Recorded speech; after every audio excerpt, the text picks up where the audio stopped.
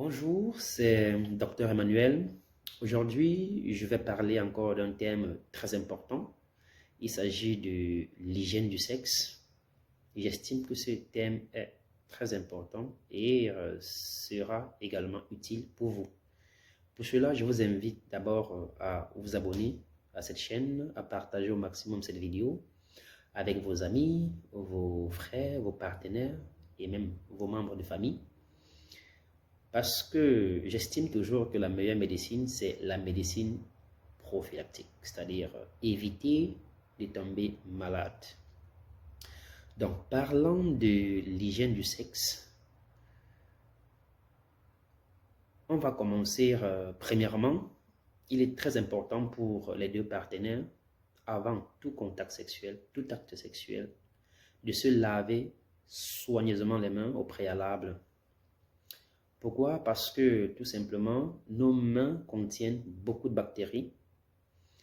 Et ce qui est sûr, vous pouvez le remarquer lorsque vous préparez quelque chose chez vous à manger et que plus tard quelqu'un introduit les doigts là à l'intérieur.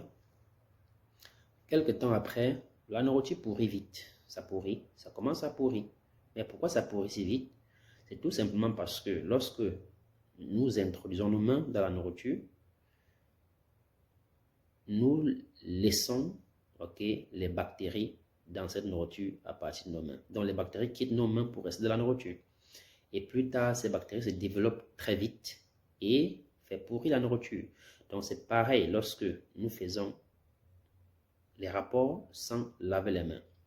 Puisque nos mains vont toucher nos parties génitales, cela peut causer des infections, en fait, il peut y avoir dépôt des bactéries qui vont déséquilibrer le pH, particulièrement du vagin, et peut causer des problèmes plus tard. C'est pour ça que c'est très important de se laver les mains avant tout acte sexuel. Deuxièmement, c'est aussi important de faire pipi au moins dans les 15 à 20 minutes après l'acte sexuel. Pourquoi c'est important de faire pipi? Parce que vous savez, lors de l'acte sexuel, bon, d'abord, vu que l'urétère de la femme, pratiquement, qui est très court et qui se trouve anatomiquement très près de l'orifice vaginal, lors des rapports sexuels, c'est possible que certaines bactéries ou certains composants du vagin puissent facilement entrer dans l'urétère. Et lorsque ces bactéries entrent dans l'urètre, autant pour moi, oui, lorsque ces bactéries entrent dans l'urètre, ça peut provoquer ce qu'on appelle la cystite ou une inflammation du système urinaire. C'est pour ça que c'est très important de faire l'effort de pisser dans les 15 à 20 minutes après l'acte sexuel. Et pour cela, c'est nécessaire avant l'acte sexuel de boire un verre d'eau. Tout simplement, de boire un verre d'eau. Parce qu'en buvant un verre d'eau, ce qui est sûr, à la fin des rapports, dans les 10-15 minutes qui vont suivre, il y aura cette envie d'aller faire pipi. Et en faisant cette simple pratique, on peut déjà éviter certaines maladies comme la cystite facilement. Okay? Bon, il faut comprendre également que les douches vaginales ne sont pas vraiment conseillées et ces douches-là ne sont pas conseillées avant l'acte sexuel ou après l'acte sexuel. Ce n'est pas conseillé parce que d'abord, cette douche vaginale qui est souvent prescrite à titre thérapeutique, ne permet pas de se protéger des infections sexuellement transmissibles. Donc, avant l'acte sexuel, faire des douches vaginales ne vous protège en rien. Par contre, c'est très bien de faire sa petite toilette avant et après. Donc, lorsque je parle de petite toilette, c'est juste laver les parties génitales externes avant et après les rapports sexuels.